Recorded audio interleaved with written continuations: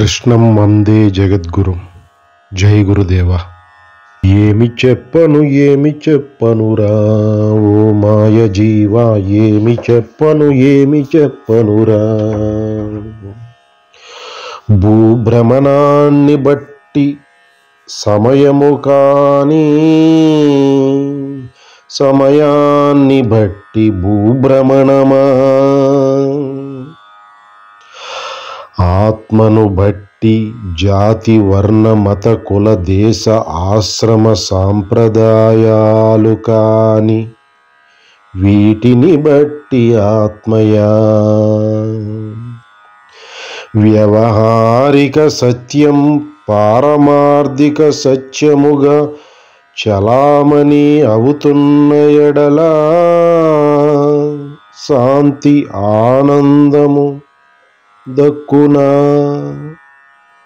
పారమార్థిక సత్యమును బట్టి వ్యవహారిక సత్యం నడుచుకుంటే అప్పుడు కదా స్వధర్మం, శాంతి, ఆనందం. ఏమి చెప్పనురా ఓ మాయ జీవా, ఏమి చెప్పనురా. మనకి వచ్చేది ఉంటే మనవాళ్ళు, మనకి పోయేది ఉంటే పరాయి వాళ్ళు. మనకి అనుకూలాన్ని తెచ్చిపెట్టే మార్గం స్వధర్మం అని అజ్ఞానుల ఊహ. మనకు ప్రతికూలాన్ని చేసేది ఉంటే అది పరధర్మం అని అజ్ఞానుల ఊహ. కానీ సత్యం దీనికి విరుద్ధం. అనుకూల ప్రతికూలానికి సంబంధం లేకుండా భగవానుడు ఆచరించమని విధించినది స్వధర్మం. భగవానుడు ఇది ఆచరించొద్దని నిషేధించినది పరధర్మం. అజ్ఞానంతో పరధర్మాన్ని ఆచరిస్తున్న లౌకికులు అందరి ఊహ మనకు కీర్తికాంక్షను తెచ్చిపెట్టి మన అహంకారాన్ని పెంచి పోషించడానికి భగవంతుడు వరాల సిరుల జల్లు కురిపించాలి. అప్పుడు వాటిని ఆచరిస్తారు స్వధర్మంగా. మనుషుల అహంకారాన్ని పెంచి పోషించి వారి కీర్తికాంక్షను పెంచి పోషించే వరాల జల్లులు భగవంతుడు ఎందుకు కురిపిస్తారు? అవి వారి పరిమిత జ్ఞానంతో భగవంతుడు ఇచ్చిన ఇచ్ఛాశక్తి, జ్ఞానశక్తి, క్రియాశక్తి అని స్వేచ్ఛని మిస్యూజ్ చేస్తూ లోక కళ్యాణ సంబంధం కాకుండా, స్వధర్మాచరణ కాకుండా వారి అహంకారానికి ప్రతీకలుగా ఏర్పాటు చేసుకుంటున్నవి. అవి ఉన్నంతకాలం ఉండి పోయేవనే ఎరుక వారికి ఉండదు. మనుష్యులు ఇచ్చేది నిలిచేది కాదు, భగవంతుడిచ్చేది తరిగేది కాదు అని గ్రహించాలి. మనుష్యులు భగవంతుడిచ్చిన 10 మీటర్ల కట్టురాడ్డు తాడు ఆ ఇచ్ఛాశక్తి, జ్ఞానశక్తితో చంద్రమండలం వరకు వెళ్ళిన 200 బిలియన్స్ కూడబెట్టిన దానికి అంచు మరణం, అది మిగిలేది కాదు. కానీ భగవానుడి యొక్క తత్వాన్ని గ్రహిస్తే ఆయన ఇచ్చే ఐశ్వర్యం తరిగేది కాదు. ఎందుకు ఇవన్నీ చెప్పుకుంటామంటే, మనుష్యులు వివేచనా శక్తిని కోల్పోయి ఉన్నారన్నమాట అజ్ఞానవశాన. తద్వారా ఏది పారమార్థిక సత్యమో, ఏది వ్యవహారిక సత్యమో విడదీసి చూడలేకున్నారు. ఏది అబ్సల్యూట్ ట్రూత్తో, ఏది రిలేటివ్ ట్రూత్తో తెలియలేకున్నారు. ఏది అబ్సల్యూట్ రియాలిటీయో, ఏది రిలేటివ్ రియాలిటీయో గుర్తించలేకున్నారు. ఆ వివేచనా శక్తిని, ఆ బుద్ధి శక్తిని సిద్ధింప చేసుకుంటే సర్వం సిద్ధించినట్లే అని భగవానుడు హృదయం. ఆ కంపెనీ యజమాని, ఫౌండింగ్ చైర్మన్ అయిన, ప్రెసిడెంట్, డైరెక్టర్ అయిన అతనే పనిలోకి దిగవలసినంత అగత్యం ఏమొచ్చి పడింది? అది కేవలం మనుషుల యొక్క బుద్ధి శక్తిని కోల్పోవటం వలనే భగవానుడు నేనే దేహం ధరించి రావలసిన అవసరం వస్తుంది అని చెప్పడం జరిగింది.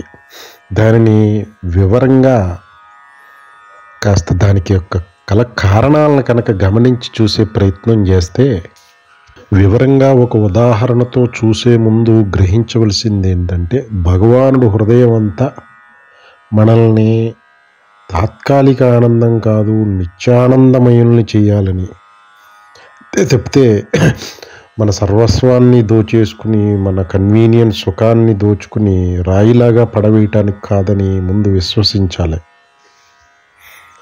భగవానుడు ఇచ్చిన కేవలం మనుష్యులకు మాత్రమే ఇచ్చిన అమూల్యమైన రత్న సంపద, ఆ బుద్ధి వివేచన శక్తిని మరచి అనాదిగా వారు అజ్ఞాన దేహ తాదాత్మ్యంతో చేస్తున్న అమాయకపు చర్యల ఫలితమే, పరధర్మాచరణ ఫలితమే సృష్టికి యజమానయ్యుండి దేహాన్ని ధరించి భూమిపైకి రావలసిన అగత్యం. ఒకంత సాధకులకి అది ఎంతో ఆనందదాయకమైన విషయమైనా, మనం సరిగ్గా పని చెయ్యకనే యజమానిని ఫ్లోర్ మీదకి తీసుకొచ్చి పని చేయించవలసిన పరిస్థితి ఏర్పడిందనే కోణంలో ఆలోచిస్తే, ఒకసారి ఈ చార్ట్లో ఒకటి గమనిస్తే, సూర్యుడు చుట్టూ తిరిగే భూమి, భూమి చుట్టూ తిరుగుతున్న చంద్రుడు. ఈ సిస్టమ్ తెలిసిందే, ప్రత్యేకమైనది ఏది కాదు, ఇప్పుడే తీసుకొచ్చింది కాదు, లేనిది ఎప్పుడూ లేదు, ఉన్నది ఎప్పుడూ ఉంది. అదే ఇంతకుముందు చెప్పింది, ఏమని? నా సతో విద్యతే భావో నా భావో విద్యతే సతః అని. అంటే ఈ అసత్యం అనేది అనిత్యమైనది అని దేని గురించి ఇప్పుడు పలు విధాలుగా మాట్లాడుకుంటున్నాం. అది అసలు ఉనికే లేనిది అని కొట్టిపారేశారు స్వామి. ఈ సత్యం, సచ్చిదానందం, నిత్య సత్యమైన వస్తువు ఒకటి ఉంది, అసలు అది ఎప్పుడూ ఉండేది, దాని ఉనికికి లోటే లేదు అన్నారు. అంటే ఎప్పుడూ ఉండేది, దాని ఉనికికి లోటే లేదు, అనంతమైనదని అన్నప్పుడు, అంతా అదే ఆక్రమించి కూర్చున్నప్పుడు ఇంకా అసత్యం అనేది ఉండటానికి చోటేది అని సాంఖ్యయోగంలోనే స్వామి బట్టబయలు చేసున్నారు. కానీ ఈ తత్వ రహస్యాన్ని కేవలం జ్ఞానియే తెలుసుకుంటాం కాదు, అనుభవైకం చేసుకుని ఉంటాడని కూడా సూచించున్నారు. అది మిగతా 99 మంది, 199 మంది కూడా ఆ సత్యం ఎరుగలేక, ఏది సత్యమో ఏది అసత్యమో గుర్తించలేక తెచ్చుకుంటున్న తిప్పలే లోకంలో జరుగుతున్న ఊహింపశక్యం కాని ఘోరాలన్నీ. అంటే ఇక్కడ ఎప్పుడు కూడా భూభ్రమణాన్ని బట్టి కాలగణన చేశారు అని గుర్తించాలి మొదటగా. ఇది సత్యం. అంతే తప్పితే కాలాన్ని బట్టి భూభ్రమణం నడవట్లా. దీన్ని ఈ సైన్స్ పరంగా రిలేట్ చేసుకుంటే, కాలక్రమంలో ఋషులు దర్శించి గణన చేసింది ఇప్పటి దేశకాలమాన సైంటిస్టుల కంటే ముందే ఎన్నో యుగాల క్రితమే మన ఋషులు దార్శనికులు కాబట్టి, దర్శించే శక్తి ఉన్నవాళ్ళు కాబట్టి సత్యాన్ని వారు సూచించినది భూమి తన చుట్టూ తన తిరగటానికి 24 గంటలు. అందుకే రాత్రి పగళ్ళు. భూమి సూర్యుని చుట్టూ తిరగటానికి సుమారు 365 రోజులు. అందుకే వేసవ, వర్ష, శీతాకాలాలు. చంద్రుడు భూమి సూర్యుడి చుట్టూ తిరుగుతున్నట్టుగా చంద్రుడిని గమనిస్తే, చంద్రుడు భూమి చుట్టూ తిరగడంలో చంద్రుడికి భూమి చుట్టూ తిరగడానికి సుమారు 27.5 రోజులు, ఒక 30 రోజులు అనుకుంటే రౌండ్ ఫిగర్ కింద. అందుకే చంద్రకళల్లో పెరగటం, చంద్రకళలు తరగటం, 15 రోజులకి పౌర్ణమి, మళ్ళీ 15 రోజులకి అమావాస్య. కానీ సూర్యుడి యొక్క కాంతి చంద్రుడి మీద పడటం పరంగా అక్కడ 15 రోజులు సూర్యకాంతి చంద్రుడి మీద ఉంటుంది, 15 రోజులు పగలు, 15 రోజులు రాత్రి. ఇదంతా కాలం ప్రకారం సమయం ఏది మనము ఋషులు ఆ తర్వాత సైంటిస్టులు రిలేట్ చేసుకున్న సమయం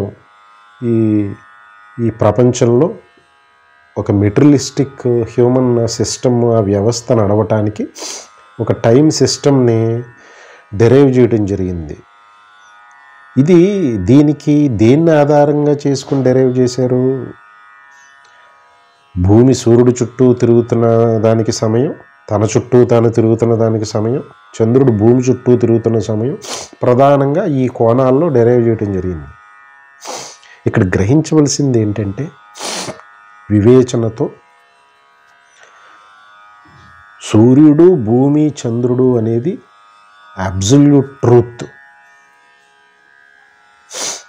ఈ డెరైవ్డ్ టైము కాలక్రమంలో మన అవసరాలకి వీలుగా సిస్టమ్ ఎస్టాబ్లిష్ చేయడానికి, హ్యూమన్ మెటీరియలిస్టిక్ వ్యవస్థ ఒకటి నడవటానికి, ప్రపంచంలో వ్యవహారం నడవటానికి టైం అనేది డెరైవ్డ్ ఎలిమెంట్. అది దాన్ని అందుకని రిలేటివ్ ట్రూత్ అని అనుకోవచ్చు అన్నమాట. అంటే అబ్సల్యూట్ ట్రూత్ అంటే పారమార్థిక సత్యం, రిలేటివ్ ట్రూత్ అంటే వ్యవహారిక సత్యం. అంటే మారిపోతూ ఉండేది టైము, అబ్సల్యూట్ మారదు.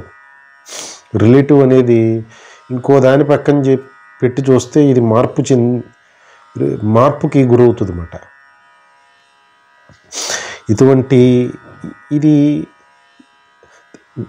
శాశ్వత సత్యం ఎప్పుడూ ఒకలాగే ఉండేది అబ్సల్యూట్ ట్రూత్ అంటే. రిలేటివ్ ట్రూత్ అంటే మారిపోతూ ఉంటుందని గ్రహించవచ్చు. తర్వాత కాలక్రమంలో టైమ్ ఈజ్ మనీ అన్నాడు మనిషి.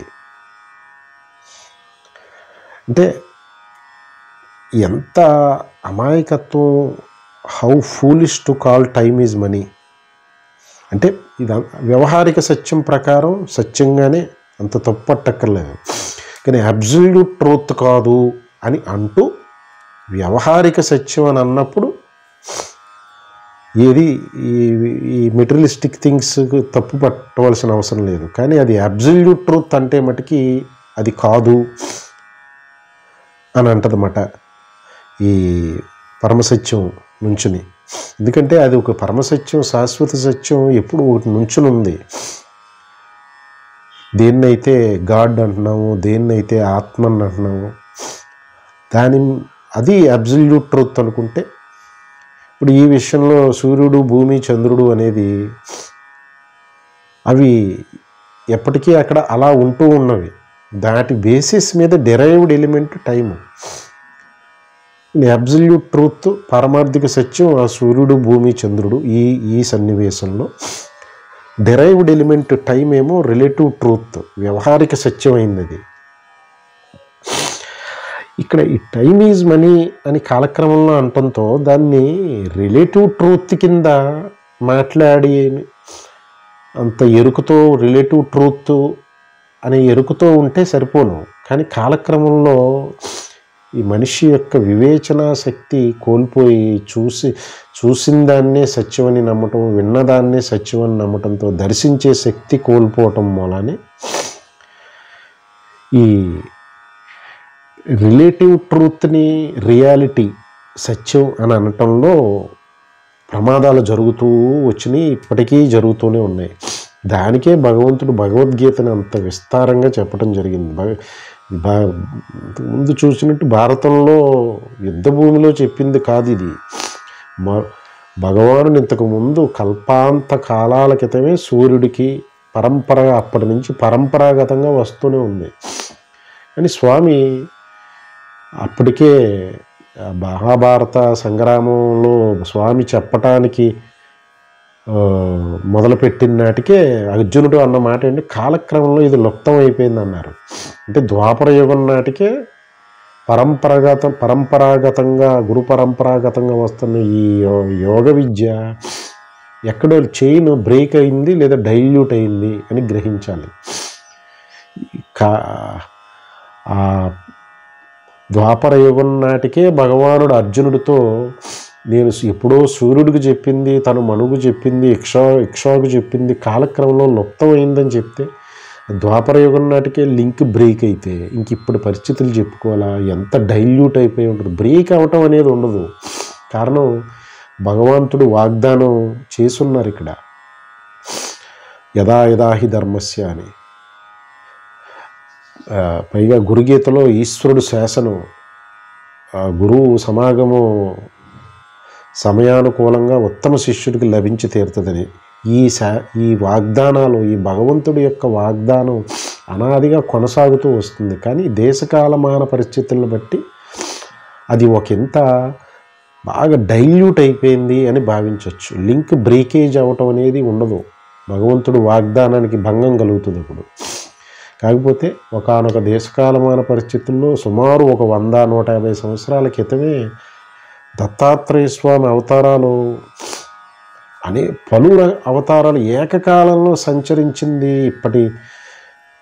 ఇప్పటి దేశకాలమానాల్లో భూతద్దం వేసి చూసిన అవతారాలు కనపట్టలేదంటే ఇది మాట డైల్యూట్ అవటం అంటే వాటి యొక్క అవసరం కోరుకుంటున్న వారి భక్తి యొక్క తీవ్రతను అనుసరించే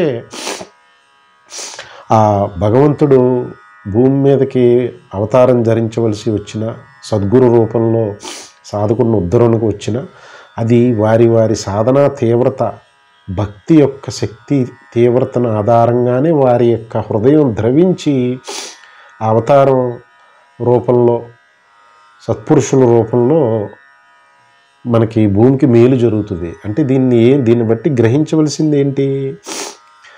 ఈ కాలక్రమంలో ఈ మెటీరియలిస్టిక్ డైమెన్షన్తో అజ్ఞానం తారాస్థాయికి చేరి ఆ భక్తి యొక్క శక్తి తరుగుతూ వస్తుంది, ఈ సాధకుల యొక్క సంఖ్య తరుగుతూ వస్తుంది. అందుకనే ఈ అవతారాలు కనిపించట్లేదు. భూమిని ఉద్ధరించడానికి భగవంతుడు తానే జన్మ తీసుకుని వస్తానన్న అవతారాలు, ఈ శిష్యోద్ధరణకు వస్తున్న దత్తాత్రేయ పరంపరలో వచ్చున్న అనేక గురు సాంప్రదాయాలు కూడా డైల్యూట్ అవుతూ వస్తున్నట్టు కనపడుతుంది. దీనికి కారణం ప్రాక్టికల్గా రిలేట్ చేసి చూసుకుంటే అది భక్తి యొక్క క్షీణత, సాధన యొక్క క్షీణత అనే సమన్వయమే ఇక్కడ అవుతుంది, వేరేది అవటానికి లేదు.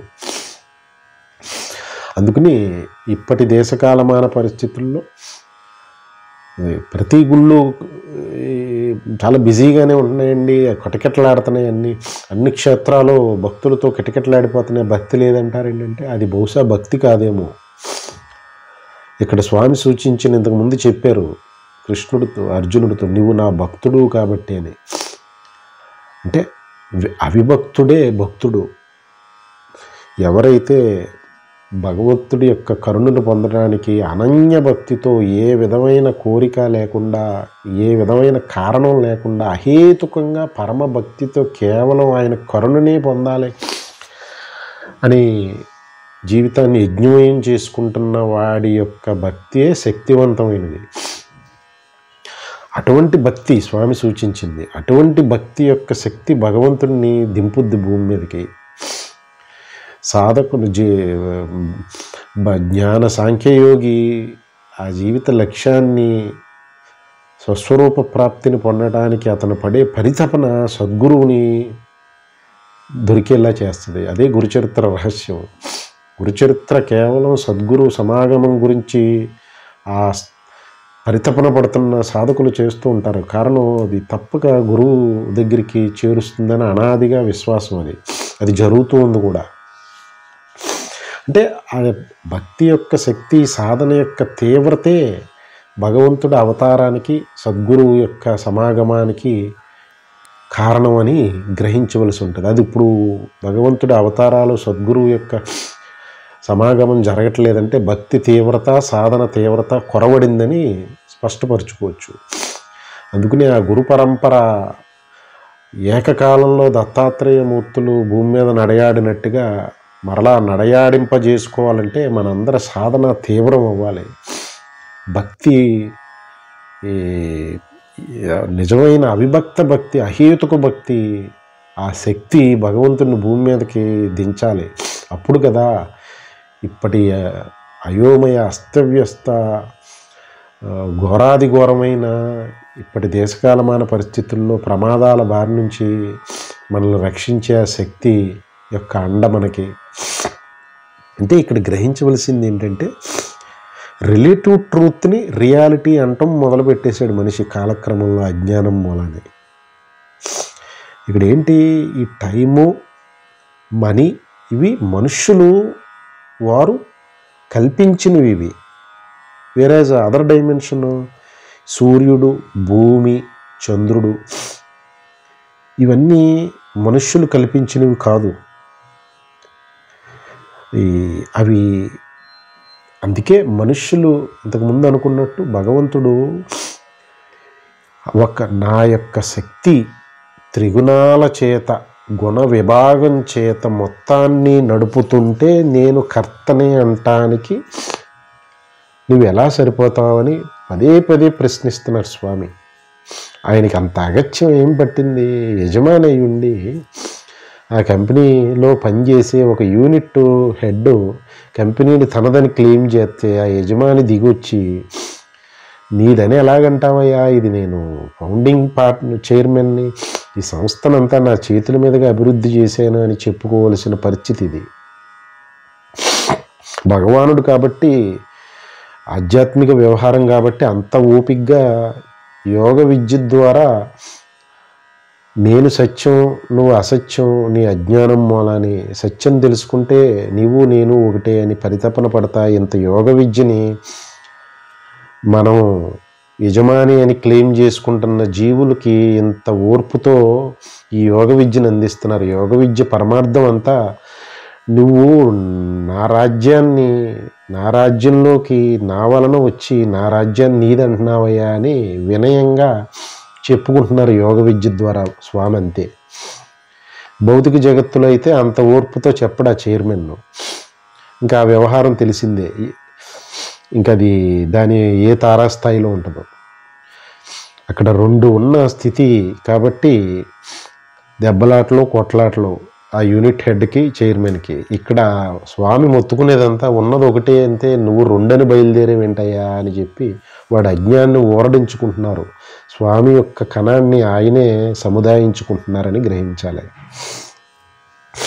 అంటే ఇక్కడ ఈ సిస్టమ్ మన ప్రమేయం లేకుండా దేహంలో జరిగిపోతున్న సిస్టము, సృష్టిలో ఉన్న ఈ సూర్య చంద్రాదులు, భూమి, వాటి భ్రమణం అంతా కూడా మనం చేయనప్పుడు మనం చేయగలిగేది డెరైవ్ చేసిన ఎలిమెంట్స్ టైము, మనీ, దాన్ని అబ్సల్యూట్ ట్రూత్ అనేయటం మొదలుపెట్టాడు మన మనిషి.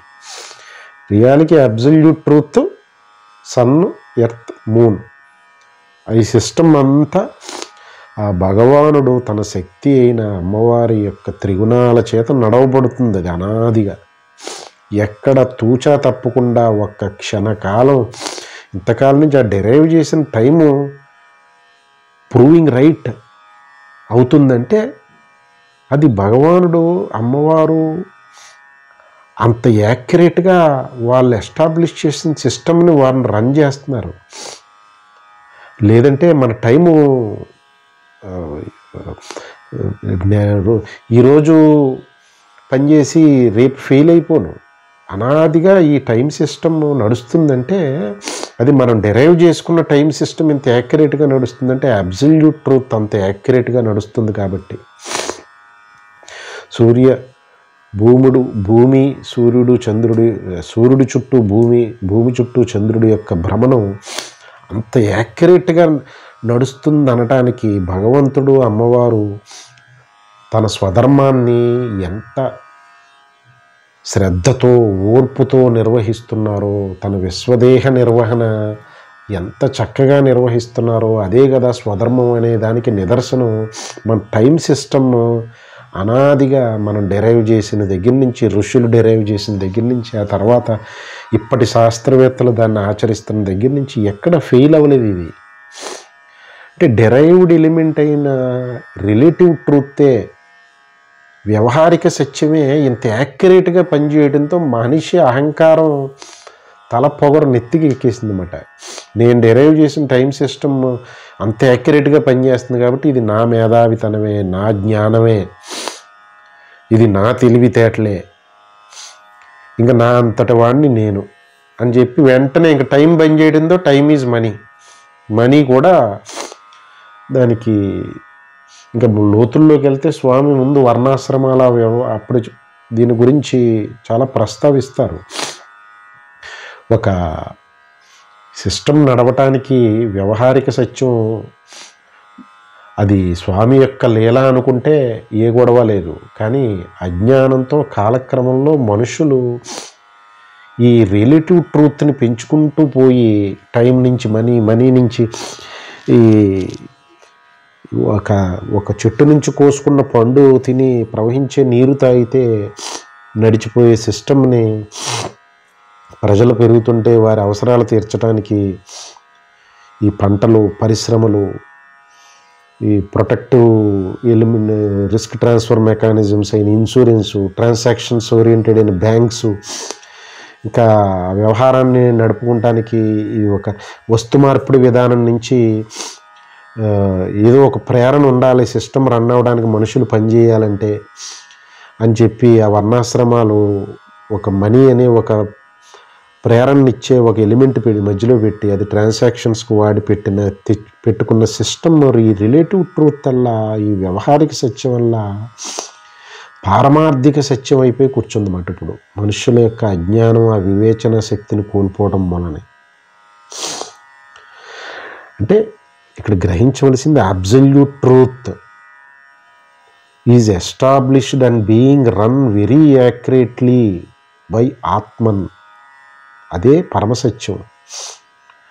ఏదైతే మనకి మన బుద్ధికి అందని వ్యవహారం ఏదైతే ఉందో దాన్నే భగవంతుడు అనండి, ఆత్మ అనండి, అమ్మవారు అనివ్వండి, ఏకాత్మ అనివ్వండి, దానికి మన బుద్ధి శక్తికి తట్టట్లేదు కాబట్టి దానికి పలు పేర్లు పెట్టుకున్నాం.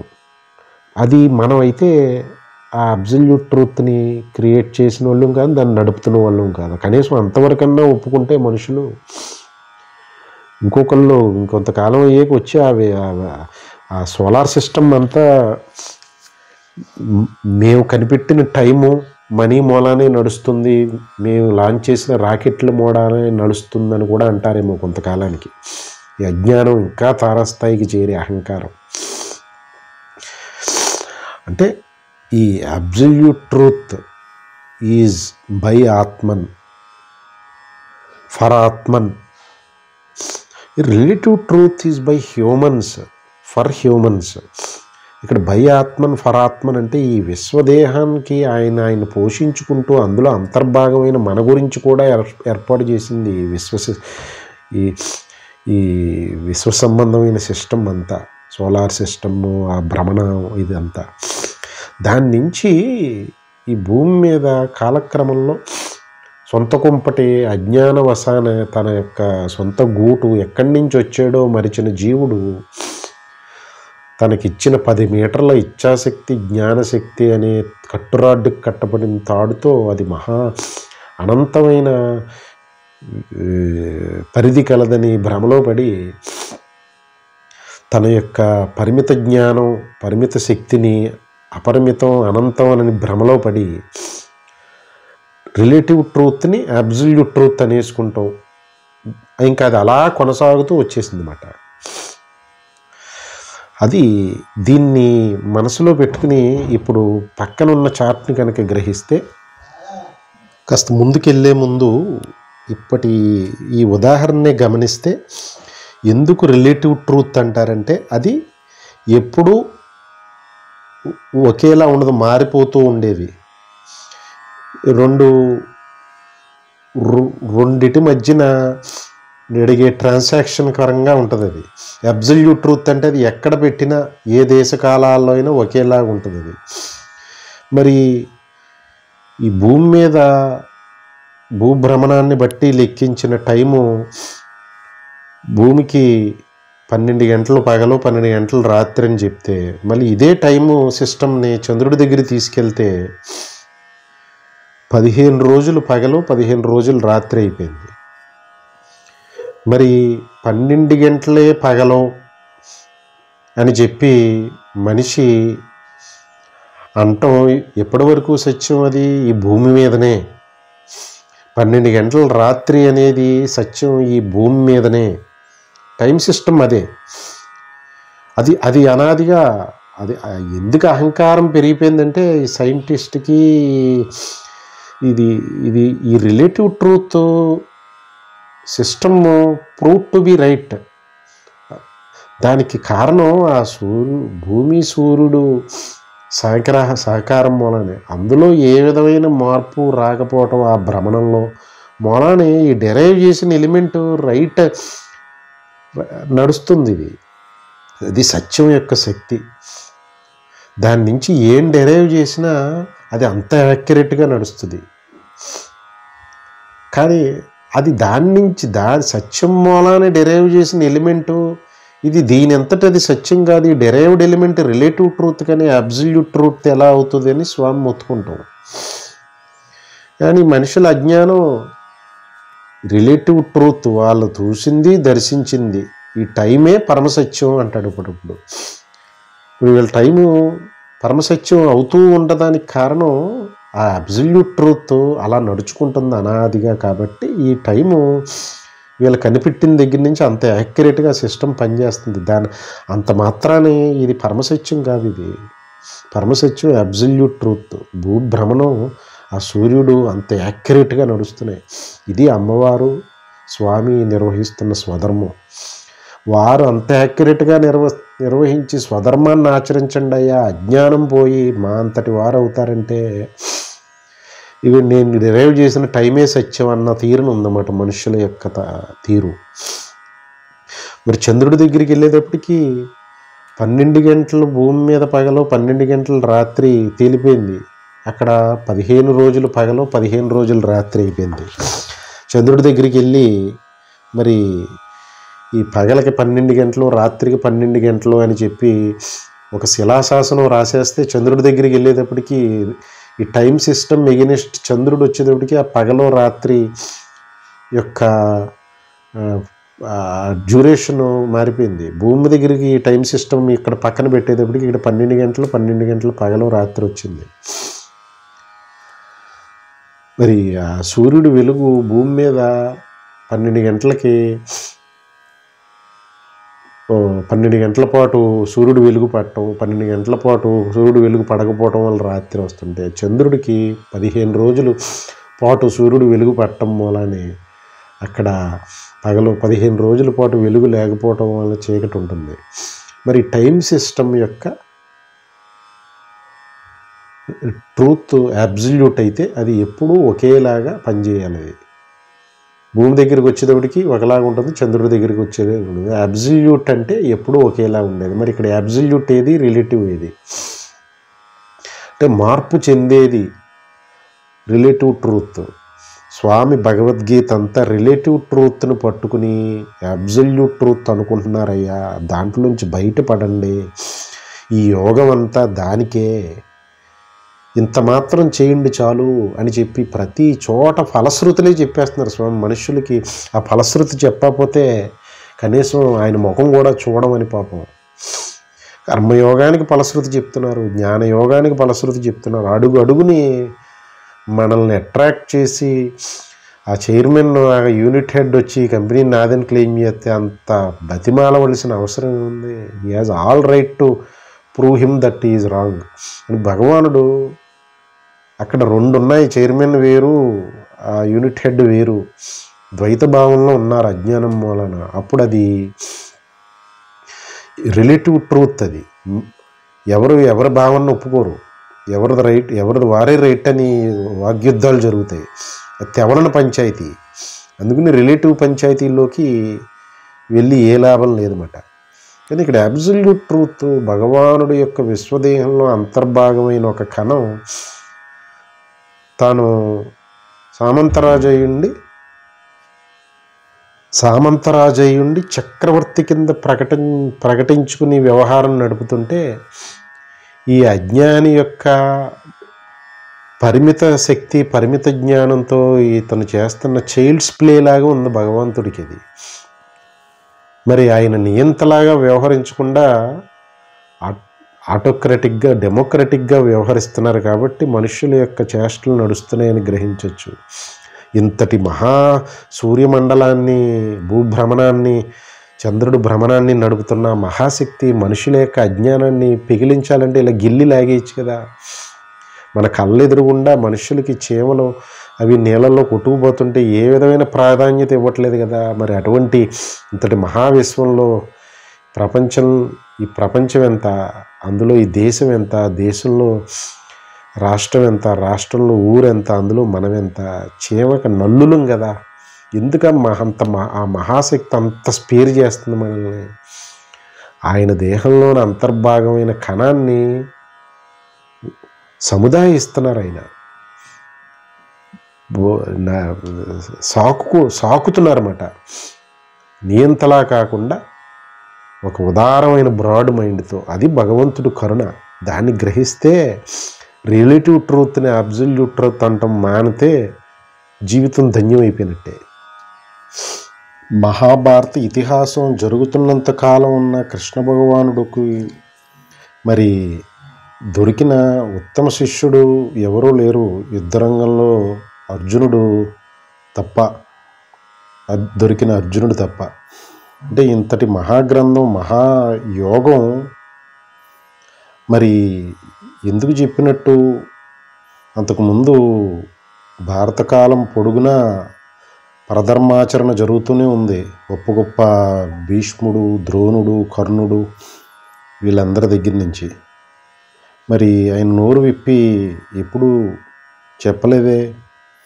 అంటే ఈ భగవానుడు సూచించినట్టు ఇది ఆనాటి కాలంలోనే యుద్ధరంగంలో అర్జునుడికే మొదలుపెట్టింది కాదు ఈ యోగం.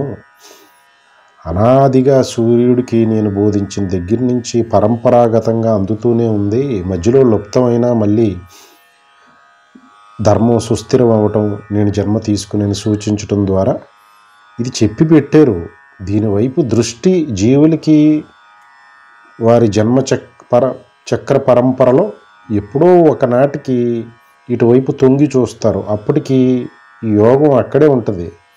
ఎంతవరకు ఉపయోగించుకుంటారు ఎవరైనా అనేది వారి వారి సాధనా తీవ్రతను బట్టి ఉంటుందని గ్రహించాలి. ఇంతకుముందు అనుకున్న relative truth, absolute truth dimension ఉదాహరణ ఇప్పుడు ఈ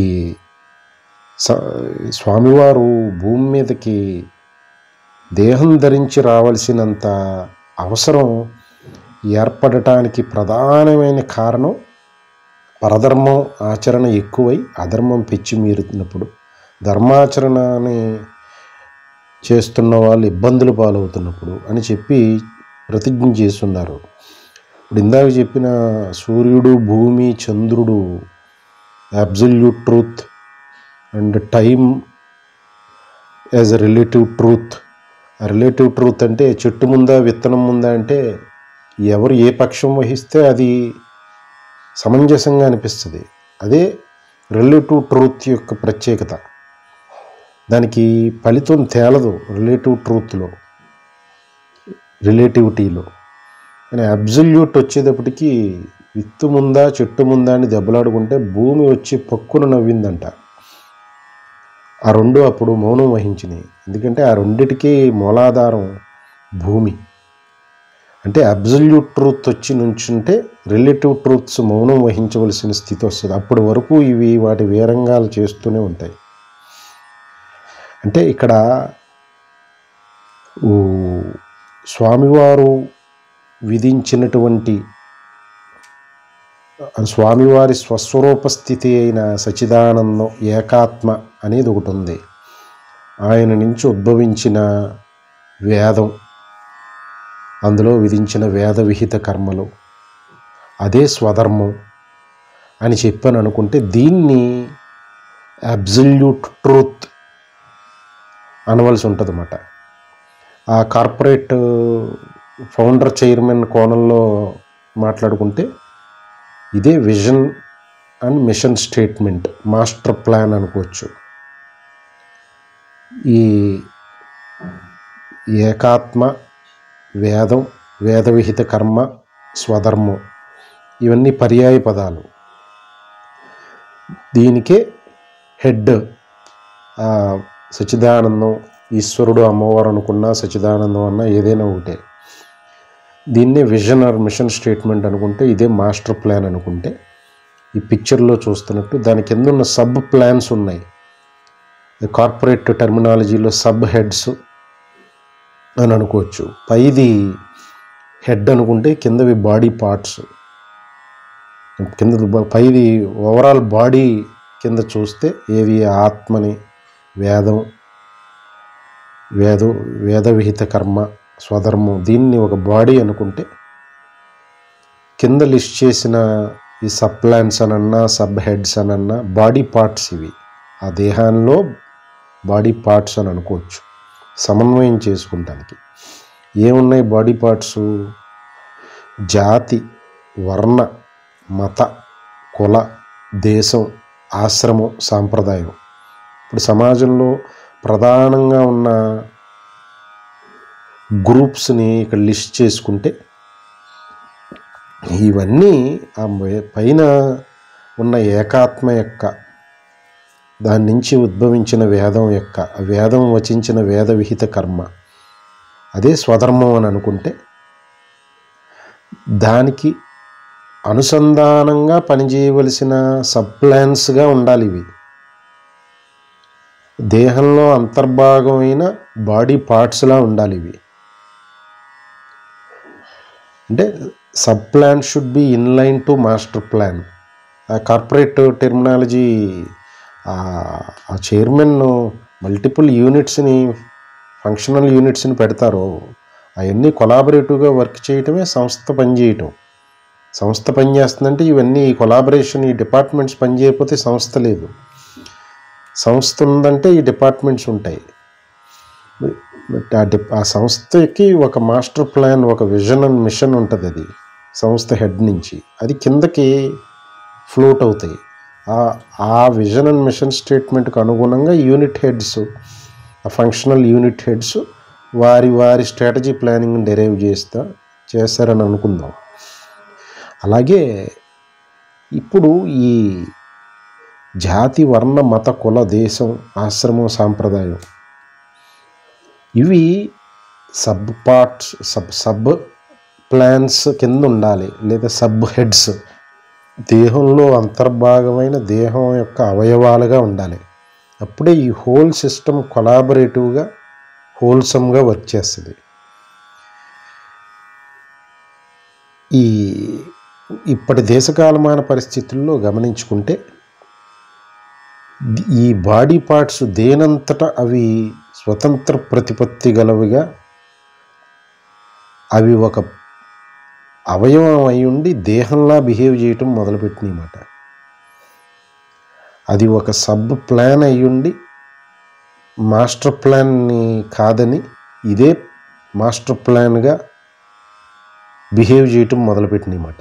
ఇక్కడ లిస్ట్ చేసిన ఈ గ్రూప్స్ అన్నీ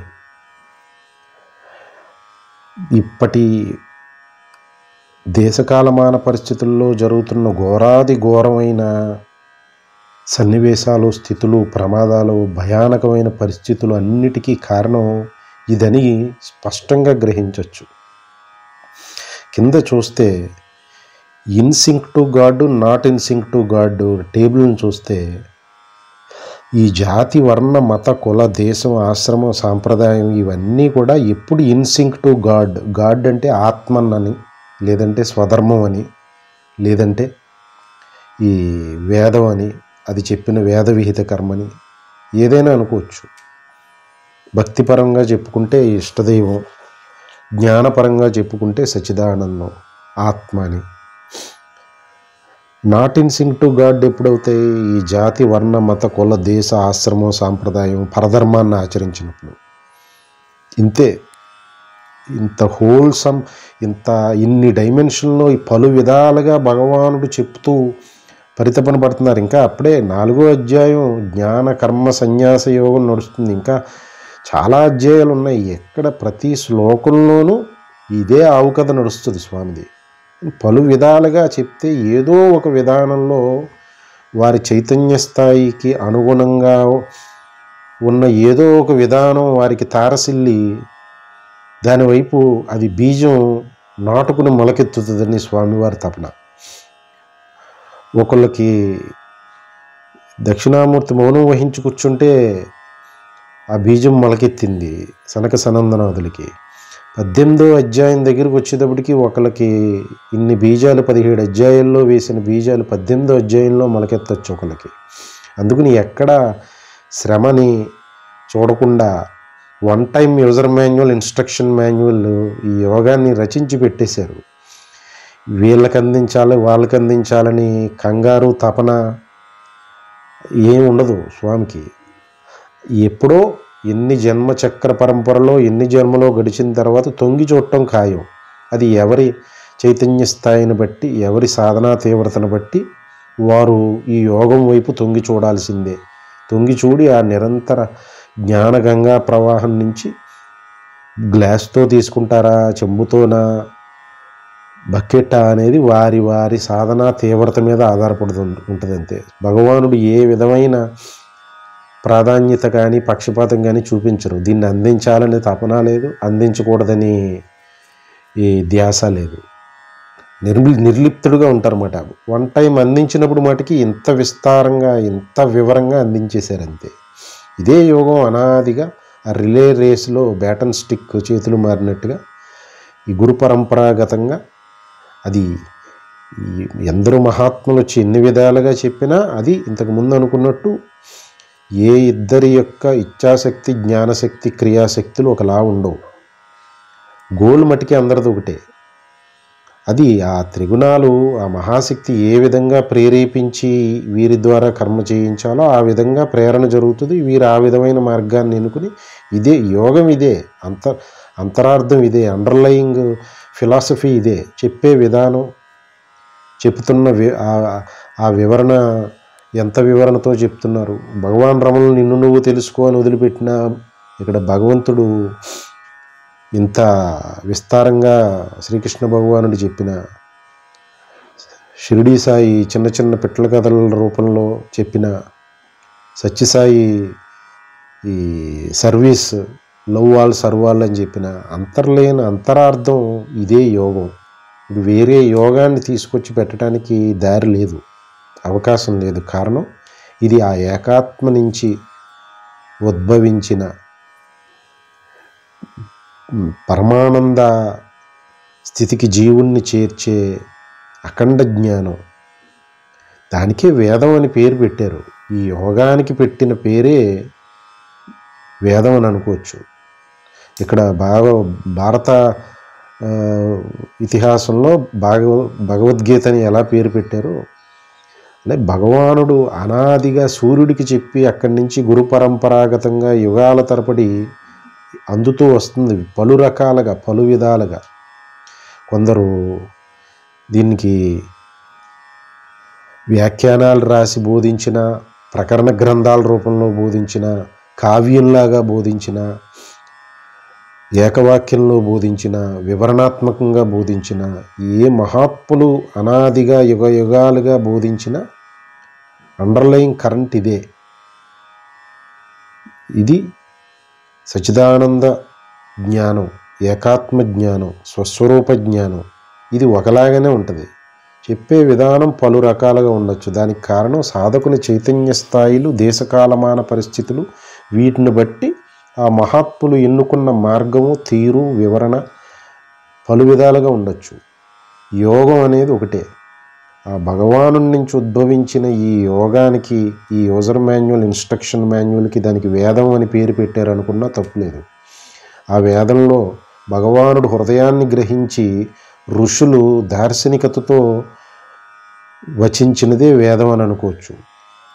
దాని నిండా ఉన్నదంతా భగవానుడి యొక్క యోగ సూత్రాలు. దాన్నే స్వధర్మం అనన్నా వేద విహిత కర్మన్నా ఇదంతా ఒకటే. ఇది మాస్టర్ ప్లాను, ఇది విజన్ అండ్ మిషన్ స్టేట్మెంటు, ఇది దేహం. ఇప్పుడు ఈ దేహానికి అనుగుణంగా అంటే ఇన్సింక్ టు గాడ్ ఉన్నది ఎవరు? స్వధర్మాన్ని ఆచరిస్తున్నప్పుడు ఎవరు? ఈ గ్రూప్స్, జాతి, వర్ణ, మత, కుల, దేశం, ఆశ్రమం, సాంప్రదాయాలు ఈ స్వధర్మాన్ని ఆచరింపజేసి భగవానుడు హృదయానికి అనుగుణంగా కనుకుంటే అప్పుడు అది ఇన్సింక్ టు గాడ్. లేదంటే అది నాట్ ఇన్సింక్ టు గాడ్ అయిపోతుంది. కారణం స్వధర్మాన్ని ఆచరిస్తున్నామని భ్రమలో ఉండి పరధర్మాచరణ జరుగుతుంది అక్కడ. అప్పుడు not in sync to God అయిపోతాయి ఈ జాతి, వర్ణ, మత, కుల, దేశ, ఆశ్రమం, సాంప్రదాయాలు. ఇది చాలా ఒక మహా మర్రి వృక్షాన్ని మళ్ళీ బీజంలోకి పెట్టి ఇస్తే భగవానుడి యొక్క పరితపనంతా ఇంతే. In sync to God, not in sync to God. ఈ జాతి, వర్ణ, మత, కుల, దేశ, ఆశ్రమ సాంప్రదాయాలన్నీ ఎన్ని నిలబడతాయి? గీటు పెట్టి చూస్తే ఎవరికి వారే ప్రశ్నించుకోవాలి. సాంప్రదాయం అని అంటే బ్రాడ్గా తీసుకుంటే ద్వైత సాంప్రదాయం అని, అద్వైత సాంప్రదాయం అని, విశిష్టాద్వైత సాంప్రదాయం అని ప్రధానమైనవి ఇంకా చాలా ఉండొచ్చు. వీటిని ఒక క్షణం పరిశీలిస్తే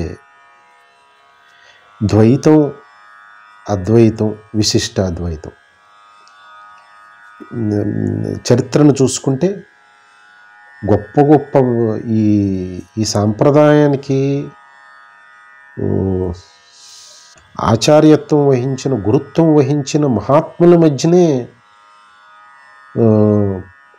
ఈ ఏకాభిప్రాయం కుదరలేదంటే మరి ఉన్నది ఏకాత్మతత్వమే. ఆ వేద హృదయం, వేద విహిత కర్మ, స్వధర్మం అంతా ఆ ఏకాత్మ జ్ఞానాన్ని సాధించే సూత్రప్రాయమైన సూచనలు చేసింది. మోస్ట్ ప్రాక్టికల్ గైడెన్స్ ఇచ్చింది. మరి కాలక్రమంలో ఈ సాంప్రదాయాలు మూడెందుకు వచ్చినాయి? ద్వైతం అని, అద్వైతం అని, విశిష్టాద్వైతం అని, ఇంకా చాలా ఉన్నాయి. శాక్తేయం అని, వామాచారం అని, సూర్యుడిని ఆరాధించే వాళ్ళు ఒక సాంప్రదాయం. ఇన్ని సాంప్రదాయాలు కలగాబులకమైన స్థితిలోనే భగవానుడు ఇంతకుముందు సూచించిన యదా యదా హి ధర్మస్య అని, పరిత్రాణాయ సాధూనాం అని స్వామివారు చేసిన వాగ్దానానికి నిదర్శనంగా వచ్చిన అవతారం శంకరులది ఒకానొకటి. ఈ కాలక్రమంలో ఎన్నో అవతారాలు వచ్చినాయి. శ్రీపాద వల్లభుల అవతారం, శ్రీ నృసింహ సరస్వతి అవతారం, సద్గురుదేవుల అవతారం, గౌరీశంకరుల అవతారం, ఒకటేంటి ఎన్నో వచ్చినాయి. ఎన్నని చెప్తాం? ఈ సాంప్రదాయాలు మధ్యనే ఒకళ్ళను చూసి ఒకళ్ళు మారణ హోమాలు సృష్టించుకుంటున్న ఏది హిందూ మతం అని పేరు పెట్టిన అందులో ఉన్న సాంప్రదాయాలు ఇవి. ఒక్కొక్క సాంప్రదాయానికి ఒక్కొక్క మూలదైవం. ఇవి కనుక ఆ ఏకాత్మ, ఆ వేదం, స్వధర్మం అనే బాడీలో అంతర్భాగమైన భాగాలుగా పనిచేస్తే వీటి మధ్యన సఖ్యత ఎందుకు కుదరదు? మన దేహంలోనే కాలు, చెయ్యి, కన్ను, ముక్కు మధ్యన సఖ్యత ఉంటేనే కదా ఈ దేహం. లేదంటే ఏ పార్ట్కి ఆ పార్ట్ విడిపోయిను కదా. అప్పుడు బాడీ నడవదు, కూలిపోతుంది. అదే రీతిన ఆశ్రమం అంటే ప్రధానంగా బ్రహ్మచర్యాశ్రమం అని, సన్యాసాశ్రమం అని, గృహస్థాశ్రమం అని, వానప్రస్థాశ్రమం అని. ఇందులో కూడా కాలక్రమంలో సన్యాసాశ్రమం గొప్పదని, గృహస్థాశ్రమం ఏదో తీసిపోయేదని, బ్రహ్మచర్యాశ్రమం ఒకంత మేలని, వానప్రస్థాశ్రమం ఈ ఆవశ్యకత ఉందని ఒకళ్ళు, లేదని ఒకళ్ళు, ఇన్ని రకాలుగా ఆశ్రమాల మధ్యని హెచ్చుతగ్గులు భావం. ఆశ్రమాన్ని స్వీకరించటమే గమ్యం చేరిపోయిన భావనలో కొంతమంది. ఈ ఆశ్రమం సన్యాసాశ్రమం పేరిట వారికి సన్యాసాశ్రమం ఇంతకుముందు అనుకున్నట్టు ఈ 4 ఆశ్రమాల వారికి వేదం వారి వారి ఆశ్రమానికి వీలుగా కొన్ని వేద విహిత కర్మలు నిర్వహించింది. వాటిని బ్రీచ్ చేసి ఆశ్రమ సంకరణం జరిగిపోయిన సందర్భాలు ఎన్నో ఉన్నాయి. అప్పుడు ఈ ఆశ్రమం దానికి మాస్టర్ ప్లాన్ అయిన భగవానుడు హృదయానికి, వేద విహిత కర్మకి, స్వధర్మానికి సప్లాన్గా పనిచేయటం మానేసిందని, దానిలో భగవానుడి దేహంలో అంతర్భాగమైన ఒక అవయవంగా పనిచేయటం మానేసింది ఈ ఆశ్రమాలు 4 అని. ఈ 4 ఆశ్రమాలు మార్గాలు గమ్యం భగవానుడు హృదయం చేరటం అనే ఎరుకతో కనుక ఈ ఆశ్రమ నియమాలు కనుక ఆచరించి ఉండుంటే అప్పుడు అవి ఇన్సింక్ టు గాడ్ అయి ఉండేవి. అందుకని ఆశ్రమాలు తేలిపోయినాయి కాలక్రమంలో. ఇంకా మతం, హిందూ మతం అని, క్రైస్తవ మతం అని, ఇస్లాం అని, జైనిజం అని, ఇంకా జోరాష్ట్ర అని, ఇంకా చాలా రకాల మతాలు కాలక్రమంలో వచ్చినాయి. ఇవన్నీ కూడా ఆ మతాన్ని స్థాపించిన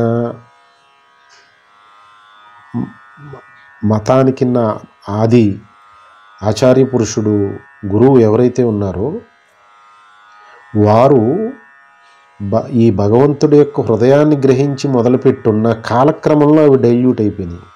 డైల్యూట్ అయినాయి అనటానికి నిదర్శనం ఇవన్నీ ఏకాత్మతత్వానికి చేరుకుంటానికి విధించిన సబ్ ప్లాన్ అయితే వీటి మధ్యన ఘర్షణ రాకూడదు.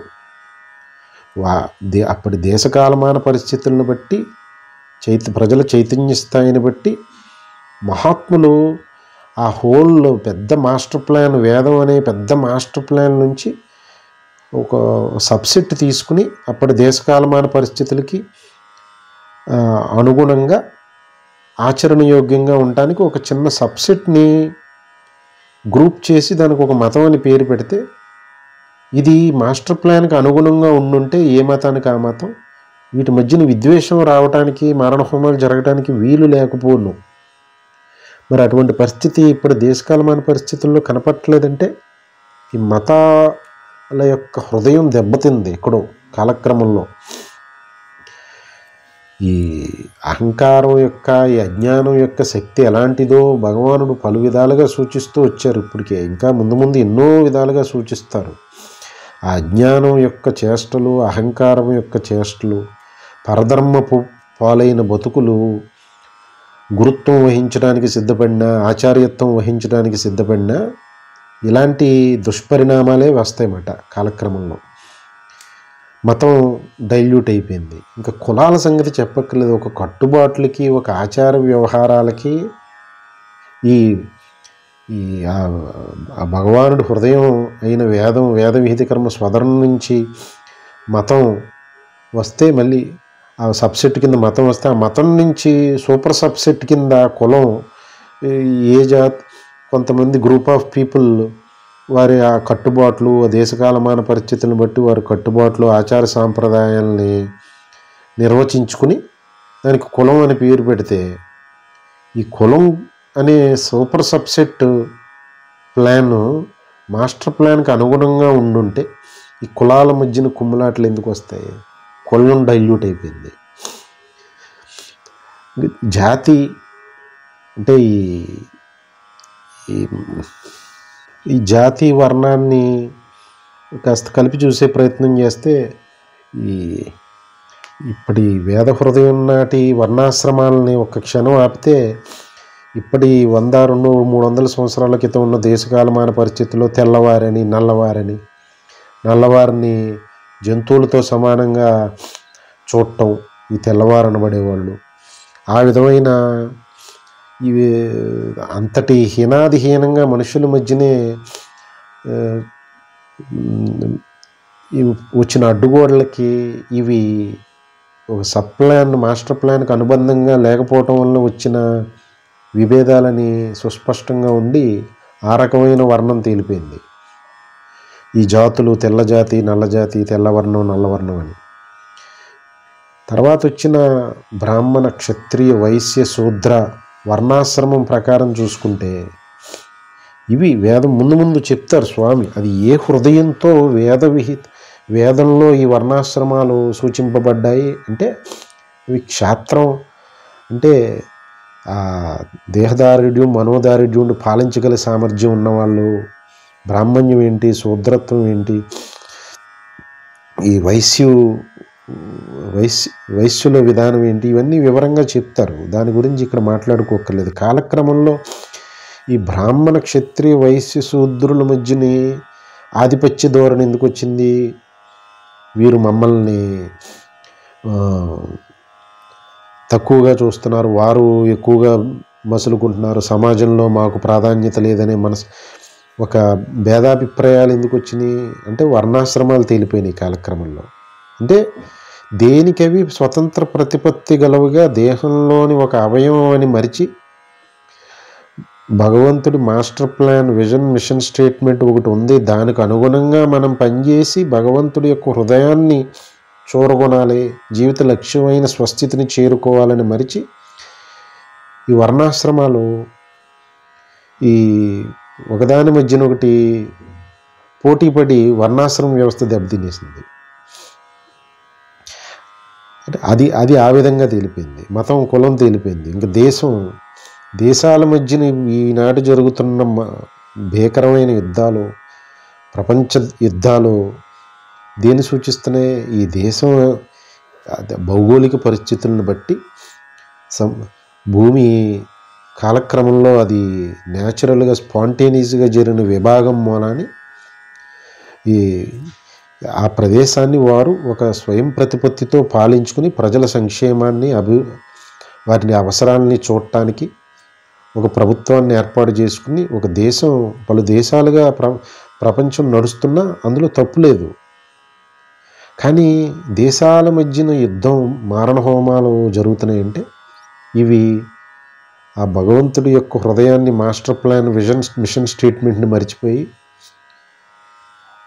దేహంలోని అవయవాన్ని మర్చిపోయి, విశ్వదేహంలో ఈ దేశం ఒక అవయవం అని మర్చిపోయి దేహంలా బిహేవ్ చేసేయటం మొదలుపెట్టినాయి మాట ఈ దేశాలు. అక్కడతోటి దేశాలకు కూడా తేలిపోయినాయి. అంటే ఓవరాల్గా ఏమైంది? మొత్తం ఇక్కడ లిస్ట్ చేసిన జాతి, వర్ణ, మత, కుల, దేశం, ఆశ్రమం, సాంప్రదాయం అన్నీ not in sync to God or not in sync with God, ఇవన్నీ పరధర్మాన్ని ఆచరిస్తున్నాయని రూఢైపోయింది. లిట్మస్ టెస్ట్లో రిజల్ట్ ఈ జాతి, వర్ణ, మత, కుల, దేశం, ఆశ్రమం, సాంప్రదాయాలన్నీ పరధర్మాన్ని ఆచరిస్తున్నాయని వచ్చింది రిజల్ట్ లిట్మస్ టెస్ట్లో. అండ్ భగవానుడు వచ్చి none of you are in sync with me, you are all not in sync with me అని డిక్లరేషన్ ఇచ్చేశారు భగవానుడు. మరి గాడి తెప్పిన ఈ జాతిని, ఈ వర్ణాన్ని, ఈ మతాన్ని, ఈ కులాన్ని, ఈ దేశాన్ని, ఈ ఆశ్రమాన్ని, ఈ సాంప్రదాయాన్ని పట్టుకుని వేలాడితే గమ్యం చేరే అవకాశం ఎక్కడన్నా ఉందా అని ప్రశ్నించుకోవాలన్నమాట. ఎందుకు భగవానుడు ఇంత పరితపన పడుతూ ఇంత విస్తారమైన యోగాన్ని వేదవ్యాసుని ద్వారా రచింపజేశారంటే అనాదిగా ఇది మహాత్ముల ద్వారా గురు పరంపరాగతంగా అందుతుందంటే ఆ 1:99 రేషియోలో అయినా స్వధర్మాచరణాపరులు in sync to master plan work చేసేవాళ్ళు వ్యక్తిగా ఒక్కడున్నా వాడు మహాశక్తిగా భగవానుడి యొక్క విశ్వదేహానికి సహాయకారిగా ఉండి ఆ సృష్టి చక్రం నడవడానికి సహాయపడుతూ ఉంటాడనమాట. అంతటి శక్తివంతం అవుతాడు వాడు. స్వధర్మాన్ని ఆచరించిన ఒక్కడు చాలు. ఇన్ని జాతులు అక్కర్లేదు, ఇన్ని వర్ణాలు అక్కర్లా, ఇన్ని మతాలు, కులాలు, దేశాలు, ఇన్ని ఆశ్రమాలు, ఇన్ని సాంప్రదాయాలు అక్కర్లేదు. ఆ ఒక్కడ మూలానే నడుస్తుంది. ఆ స్వధర్మాన్ని, ఆ ఒక్కడైన ఏకాత్మ సచిదానందం మూలానే ఇంత విశ్వం నడుస్తుంది. ఆయన యొక్క సృష్టి చక్రం ఆయన ఎన్నుకున్న, ఆయన్ని నమ్ముకుని ఆయన హృదయాన్ని స్వస్థితిగా భావించి దాన్ని చేరుకుంటానికి యజ్ఞమయమైన జీవితం గడుపుతున్న ఆ ఒక్క మహాత్ముడు, ఆ సత్పురుషుడు, ఆ జీవన్ముక్తుడు, ఆ సద్గురువులు, ఆ ఉత్తమ పురుషుల మూలానే ఈ విశ్వం ఇంకా నడుస్తుంది, సృష్టి చక్రం నడుస్తుందని భావించాలన్నమాట. అందుకే వారికి నగురోరధికం నగురోరధికం నగురోరధికం, ఆ సత్పురుషులకి భగవంతుడు ఇచ్చిన ప్రాధాన్యత అటువంటిది.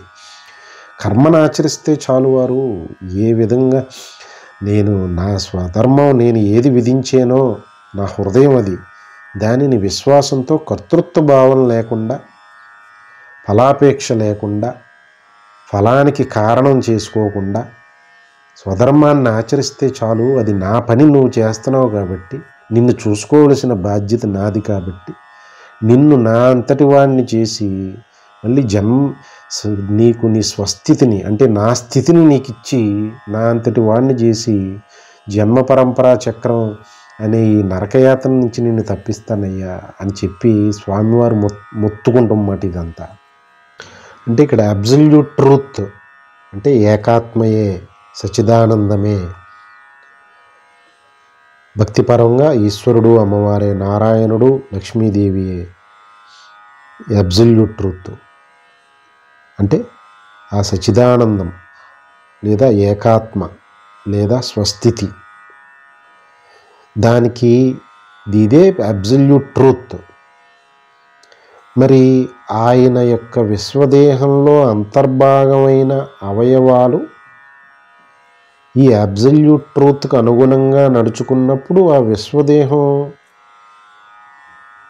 దాన్ని సృష్టి చక్రం అనుకుంటే దాంట్లో బ్యాలెన్స్ ఉంటుంది, లేదంటే ఆ సృష్టి చక్రం ఇంబ్యాలెన్స్ అవుతుంది. ఇవన్నీ కూడా ఇప్పుడు మరి రిలేటివ్ ట్రూత్ ఏమైంది? ఈ జాతి, వర్ణ, మత, కుల, దేశం, ఆశ్రమం, సాంప్రదాయం అని ఇందాక సూర్యుడు, భూమి, చంద్రుడు కోణంలో అవి అబ్సల్యూట్ ట్రూత్ అయితే, రిలేటివ్ ట్రూత్ టైం అయింది. మనం డిఫైన్ చేసుకున్న నిమిషానికి 60 సెకండ్లు, గంటకి 60 నిమిషాలు, రోజుకి 24 గంటలు అని డిఫైన్ చేసుకున్నది 12 గంటల పగలు 12 గంటల రాత్రి అని భూమి మీద చెప్పింది. చంద్రుడి మీదకి వెళ్ళేటప్పటికి 15 రోజులు పగలు 15 రోజులు రాత్రి అయింది. అంటే రిలేటివ్ ట్రూత్ అది మారిపోతూ ఉంటుంది. భూమి మీద ఉన్నప్పుడు 12 గంటలే రైటు, చంద్రుడి దగ్గరికి వెళ్ళాక 15 గంటలు రైటు పగలకి. అదే రిలేటివ్ ట్రూత్. విత్తు ముందా చెట్టు ముందా, ఇది తెవలన పంచాయతీ. అందుకని దాని జోలికి వెళ్ళరు మహాత్ములు, అబ్సల్యూట్ ట్రూతే మాట్లాడతారు. ఇప్పుడు ఈ జాతి, వర్ణ, మత, కుల, దేశం, ఆశ్రమం, సాంప్రదాయాలు అన్నీ రిలేటివ్ ట్రూత్స్. ఈ దేశంలో ఉన్న సాంప్రదాయం ఆ దేశంలో ఉండదు, ఈ దేశంలో ఉన్న కట్టుబాట్లు ఆ దేశంలో ఉండవు, మారిపోతుంది. ఈ దేశం ఆ దేశం అన్నీ ఒకేలాగా ఉండాలంటే అది కుదరదు, అబ్సల్యూట్ ట్రూత్ కాదు అది. సాంప్రదాయం నాది గొప్పది నీది గొప్పది అని అసలు ఆ వాదనే అన్రియలిస్టిక్. కారణం ఇవి రిలేటివ్ ట్రూత్. ఆ ఆచార్యుడు ఎవరైతే ఆ మాస్టర్ సెట్, మాస్టర్ ప్లాన్ అయిన భగవంతుడు హృదయమైన వేద విహితం నుంచి ఒక సబ్సెట్ తీసుకుని అప్పటి దేశకాలమాన పరిస్థితులు, ప్రజలు స్థితిగతులు, వారి ఆర్థిక స్థితిగతులు, మానసిక స్థితిగతుల్ని దృష్టిలో ఉంచుకుని ఒక సాంప్రదాయాన్ని ఏర్పాటు చేశారు. అప్పటికి భక్తి అనేది ఆవశ్యకత ఎక్కువ కనబడి ద్వైతాన్ని స్థాపించి ఉండొచ్చు. ఆపై అద్వైతం అనేది ఈ కర్మలంపటం, ఇదే ఈ కర్మ భక్తియే పరమావధి అనుకుంటున్నారు, జ్ఞానం సంగతి మర్చిపోయారని చెప్పి అద్వైతాన్ని తీసుకొచ్చి ఉండొచ్చు ఆ ఆచార్యులు, ఆ గురువులు. కానీ అది వారు ఏ ఉద్దేశాన్ని దృష్టిలో పెట్టుకుని అది స్థాపించారో అది ఆ ఉద్దేశం వరకు కరెక్ట్. కానీ దాన్ని తీసుకుని వెళ్ళి, అద్వైతాన్ని తీసుకుని వెళ్ళి ద్వైతం దగ్గర పెట్టి మాది సత్యం అని అంటే అది అన్రియలిస్టిక్ అవుతుంది. ఎవరికి అది వారికి సత్యం, అది వారికి వారి మనోభావాలకి అది సత్యం. దానితోటి రెండోది పోటీ పడవలసిన అవసరం లేదు, ఇది వీరికి సత్యం. ఈ రెండు భగవంతుడి ఏకాత్మ దగ్గరికి వెళ్ళేటప్పటికి ఈ రెండు అబద్ధమే. ద్వైతం భగవంతుడి ఏకాత్మ హృదయం దగ్గరికి వెళ్ళేటప్పటికి ద్వైతం, అద్వైతం, విశిష్టాద్వైతం అన్నీ అన్నీ అన్నీ తప్పులవుతాయి. ఆశ్రమాలు, ఈ గృహస్థు, వానప్రస్థం, బ్రహ్మచర్యం, సన్యాశ్రమం, ఈ 4 తేలిపోతాయి, తప్పులవుతాయి. ఈ దేశాలు తేలిపోతాయి, కులాలు తేలిపోతాయి, మతాలు తేలిపోతాయి, వర్ణాలు తేలిపోతాయి, జాతులు తేలిపోతాయి. ఇవన్నీ రిలేటివ్ ట్రూత్స్. భూమి వచ్చి నుంచేటప్పటికి విత్తనం, చెట్టు నోరు మూసేయవలసిందే. వాటికి అక్కడ డైలాగ్ లేదు, అక్కడ అబ్సల్యూట్ ట్రూత్ వచ్చి నుంచుంది. బంగారం వచ్చి నుంచునేటప్పటికి వస్తువులు మాట్లాడటానికి లేదు. బంగారం అనే అబ్సల్యూట్ ట్రూత్ అది వచ్చి నుంచోనంత వరకే వస్తువుల మధ్యన పోటీ, గాజుకిను చైన్కి, హారానికిను గాజుకి పోటీ. ఈ బంగారం అనేది వచ్చి నుంచుని ఏంటిది అబిలాటని అనేవరకే. అంటే ఏకాత్మ దగ్గరికి వచ్చేటప్పటికి ఇవన్నీ రిలేటివ్ ట్రూత్ అవుతాయి. దేనికి అది వాటంతటా ఏ పరిస్థితుల మధ్యన అవి నెలకొన్నాయో అంతవరకు అది సత్యం, అంతే. అబ్సల్యూట్ ట్రూత్ అనడానికి లేదు. కానీ ఇప్పటి దేశకాలమాన పరిస్థితుల్లో ఉన్న గడ్డు భయానకమైన స్థితిగతులకు కారణం ఇవన్నీ అబ్సల్యూట్ ట్రూత్ కింద రాజ్యం ఏలేస్తున్నాయి. విత్తనం చెట్టుతో దెబ్బలాడుతుంది, చెట్టు విత్తనంతో దెబ్బలాడుతుంది, గుడ్డు పిల్లతో దెబ్బలాడుతుంది, పిల్ల గుడ్డుతో దెబ్బలాడుతుంది. ఇది మరి దీనికి ఉన్న మరి గవర్నమెంట్స్ వచ్చేసి ఒక అభివృద్ధి ప్రణాళికలు, సంక్షేమ ప్రణాళికలు, రీఫార్మ్ ప్రణాళికలు వేస్తే ఇప్పటి భయానకమైన పరిస్థితులు సమసిపోతాయా? ఒక్కటే పరిష్కారం, అబ్సల్యూట్ ట్రూత్. అంటే భగవంతుడు హృదయమైన స్వధర్మాచరణ అనేది ప్రపంచంలో మొదలైనప్పుడే, అంటే ఈ జాతి వర్ణ మత కుల దేశం ఆశ్రమం సాంప్రదాయాలన్నీ ఇన్ సింక్ టు గాడ్, అంటే స్వధర్మాన్ని ఆచరించినప్పుడే ఇప్పుడు దేశంలో ఉన్న భయానకమైన పరిస్థితులు మళ్ళీ శాంతించి ప్రతి మనిషి, కుటుంబం, ఊరు, జిల్లా, రాష్ట్రం, దేశం, ప్రపంచం, విశ్వం తృప్తి, శాంతి, సుఖం, సంతోషం, ఆనందంగా ఉండాలంటే ఇదొక్కటే మార్గం. ఏది? స్వధర్మాచరణ. ఇదే పరమలక్ష్యంగా జీవితాన్ని కొనసాగించటమే యజ్ఞమయమైన జీవితం. ఇది మాట భగవంతుడు కోరుకుంటున్నది, మొత్తుకుంటున్నది. అనాదిగా యుగ యుగాలుగా సూర్యుడికి బోధించిన దగ్గర నుంచి ఈనాటి వరకు ఇంకా ఎంతకాలం ఈ భగవంతుడు ఈ విశ్వం ఈ యుగం నడుస్తుందో అంతకాలం వరకు కూడా భగవానుడి యొక్క అల్టిమేట్ సూచన అందరికీ, ఇండివిజువల్కే కానీ, ఒక వ్యక్తికే కానీ, తన కుటుంబానికే కానీ, ఒక గ్రామానికే కానీ, ఒక పట్టణానికే కానీ, ఒక జిల్లాకి, రాష్ట్రానికి, దేశానికి, ప్రపంచానికే కానీ శాంతి కావాలంటే, సంతోషం కావాలంటే, ఆనందం కావాలంటే, తృప్తి కావాలంటే వేరే గతి లేదు. ఇప్పుడు ప్రపంచంలో నెలకొన్న అస్తవ్యస్త భయానకమైన ఘోరాది ఘోరమైన పరమ దుఃఖమయమైన పరిస్థితుల నుంచి ఈ అన్ని కేటగిరీస్లో మనిషి దగ్గర నుంచి ప్రపంచం వరకు అందరూ కూడా బయటపడాలంటే కేవలం స్వధర్మాచరణే. దీని ఆచరిస్తూ వెళ్తే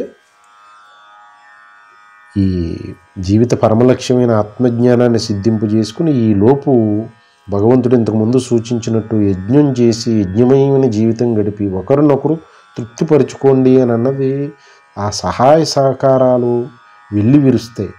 జాతి వర్ణ మత కుల దేశ ఆశ్రమం సాంప్రదాయం వీటిని వాటి యొక్క ఇండివిజువల్గా వాటి యొక్క స్థితిని ఒకళ్ళకొకళ్ళు గౌరవించుకుంటూ ఎవరి సాంప్రదాయం వారిని, అది మార్గమే గమ్యం అందరిది ఒక్కటే అనే ఒక సమ్మతానికి వచ్చి ఆ భగవంతుడు హృదయం ఎంతటి పరమశాంతిని పొందుతుంది, ఈ హోల్ విశ్వంలో ఎంత సమత్వం ఏర్పడుతుంది, ఆ సిస్టమ్ ఎంత బ్యాలెన్స్డ్ మోడ్లో ఉంటుంది. అది కదా భగవానుడు ఆయన విశ్వదేహం నుంచి ఆశిస్తున్నది. ఇందులో ఎవరికి స్వయం ప్రతిపత్తి ఉంది? రిలేటివ్ ట్రూత్స్కి. హాస్యాస్పదం కదా. ఎంతటి ప్రగల్భాలు ఈ మతాల మధ్యని మత పెద్దలు, ఎంతటి ప్రగల్భాలు కులం పేరిట పెద్దలు, దేశాధ్యక్షులు ఎంతటి ప్రగల్భాలు, ఈ సాంప్రదాయాన్ని ఆచార్యం వహిస్తున్న వాళ్ళు ఎంతటి ప్రగల్భాలు, ఈ ఆశ్రమాల మధ్యనే ఎంతటి ప్రగల్భాలు, జాతి వర్ణాల మధ్యని. హాస్యాస్పదం కదా ఇదంతా. ఆ మహాశక్తి, ఆ సచిదానందం ఎంతటి వ్యధకి గురవుతుంది ఆ విశ్వదేహం ఆలోచిస్తే పరధర్మాన్ని ఆచరించగలమా అని గ్రహించాలన్నమాట. అంటే ఈ రిలేటివ్ అండ్ అబ్సల్యూట్ ట్రూత్ యొక్క వాస్తవిక స్వరూపాన్ని గ్రహిస్తే భగవానుడు పదే పదే పరధర్మాన్ని ఆచరించే వాళ్ళ అజ్ఞానులు, వారు నన్ను దూషిస్తూ నేను బోధించిన ఈ ఉపదేశాన్ని దూషిస్తే పాపం చేసిన వాళ్ళ ఈ సృష్టి చక్రానికి విఘాతం కలిగించిన వాళ్ళు అవుతారు, భయానకమైన పరిస్థితులను ఎదుర్కొంటారు, జనమరణ చక్రంలో పడతారు అని చెప్తున్నది ఇండివిజువల్ని సూచిస్తూ మాట్లాడింది. ఇప్పుడు ఈ గ్రూప్స్కి అన్వయం చేయవలసిన పరిస్థితి వస్తుంది. మరి ఈ ఇండివిజువల్స్, ఈ వ్యక్తులందరూ ఏదో ఒక గ్రూప్కి ట్యాగ్ అయి ఉన్నారు ఇందులో. మరి ఆ జాతి, వర్ణ, మత, కుల, దేశ, ఆశ్రమం, సాంప్రదాయాల్లో ఏదో ఒక దాంట్లో ఉన్నవాళ్ళు వీళ్ళు. లేదంటే ఒకటికి మించి కొన్ని గ్రూప్స్ ఈ కులం మతంలో సబ్సెట్టు. ఈ కులంలో ఉన్న ఒకళ్ళు ఈ మతంలో అంతర్భాగం. ఇప్పుడు ఈ కులంలో అలాగా ఒక్కొక్కళ్ళు ఒక 2-3 సెట్స్లో ఉన్నవాళ్ళు కూడా ఉంటారు. అంటే ఇప్పుడు అంతిమంగా అల్టిమేట్గా రిలేట్ చేసుకుని రివర్స్ ఇంజనీరింగ్ చేసి బ్యాక్ ట్రాక్ చేస్తే ఈ పరధర్మం ఆచరణ అనేది ఇండివిజువల్ లెవెల్లో కాదు, ఈ జాతి, వర్ణ, మత, కుల, దేశ, ఆశ్రమ సాంప్రదాయాల్లోనే మొదలయ్యింది. అవి ఈ మనుషుల్ని తప్పుదారి పట్టించి పాపమయమైన జీవనంలో పాడేసి భగవంతుడు ఆశించింది ఒకటైతే ఈ జాతి, వర్ణ, మత, కుల, దేశ, ఆశ్రమ సాంప్రదాయాలని ఒక మహాత్ములు ఒక సబ్ ప్లాన్ కింద, ఆ భగవానుడి మాస్టర్ ప్లాన్కి అనుగుణంగా సబ్ ప్లాన్ కింద దేశకాలమాన పరిస్థితులకు అనుగుణంగా ఒక సబ్సెట్ని ఒక క్లుప్తంగా పాటించదగ్గ, ఇప్పుడు భగవంతుడి వేదం, ఆయన హృదయం అత్యంత విస్తృతమైనది. అంతటి ఈ నియమాలు అన్నీ మొత్తం విశ్వాన్ని దృష్టిలో పెట్టుకుని నిర్వచించినది ఆ వేదం, ఆ యొక్క వేద విహిత కర్మలయ్యి. దాంట్లో దాని హృదయాన్ని అవగతం చేసుకుని ఏ మహాత్ముడో కాలక్రమంలో అప్పటి దేశకాలమాన పరిస్థితులకు ప్రజల స్థితిగతులను దృష్టిలో పెట్టుకుని ఒక సబ్సెట్ని రచిస్తే అది కాలక్రమంలో ఈ అజ్ఞానపు అహంకారుల చేతిలో ఈ ఆచార్యత్వం, గురుత్వం వెళ్ళడంతో అవి డైల్యూట్ అవటంతో దానిని ఆచరిస్తున్న ప్రజలు కూడా భ్రష్టు పట్టిపోయారని స్పష్టంగా అర్థమవుతుంది. అంటే ఇప్పుడు ఈ పరధర్మాచరణ వలన కలిగే అనర్థాలు తెచ్చిపెడుతున్నది ఈ జాతి, వర్ణ, మత, కుల, దేశ, ఆశ్రమ సాంప్రదాయం. వాటికి ఆచార్యత్వం, ఆధిపత్యం వహిస్తున్న వాళ్ళు మరి బాధ్యత తీసుకోవాలి కదా. మరి వారిని నమ్మి వాటిని ఆచరిస్తున్న ప్రజలు మీద అది ఆపాదించటం సమంజసమా? అక్కడే ఆచార్యులకి, ఆ గురువుకి బాధ్యత, కర్తవ్యం ఉంటుందన్నమాట. ఆ స్థానాన్ని, గురుస్థానాన్ని, ఆచార్య స్థానాన్ని వహిస్తే వారిని నమ్ముకుని ఆ జాతి, వర్ణ, మత, కుల, దేశ, ఆశ్రమ సాంప్రదాయాన్ని పాటిస్తున్న వారిని నమ్ముకుని అందులో దానిని ఆచరిస్తున్నారు. అది పరమసత్యం అని అనుకుంటున్నారు. ఈ ఆచార్యులు, గురువులు బోధించవలసింది ఇది వ్యవహారిక సత్యం. దీని యొక్క పరమార్థిక సత్యం ఆ ఏకాత్మ, సచిదానందం, స్వస్వరూప స్థితి.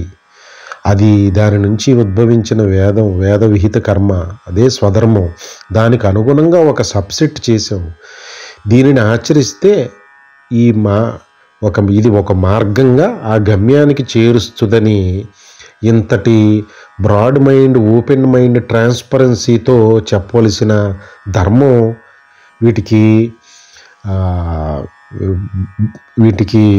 బాధ్యత వహిస్తున్న ఆచార్యులు, గురువులకి ఉన్నప్పుడే కదా దానిని ఆచరిస్తున్న వారు ప్రమాదంలో పడరు. ఈ దేశం, ప్రపంచం, విశ్వం ప్రమాదంలో పడకుండా ఉంటుంది. అది ఈనాటి పరిస్థితుల్లో జరగట్లేదు అని సుస్పష్టం. అలాంటప్పుడు ఈ జాతి, వర్ణ, మత, కుల, దేశ, ఆశ్రమ సాంప్రదాయాలన్నీ పరధర్మం పాలైపోయినాయి అని భగవానుడు హృదయ ఆవేదన కదా ఇది అని గ్రహించాలి. మరి మార్పు ఎక్కడి నుంచి రావాలి? దీనిని ఆచరిస్తూ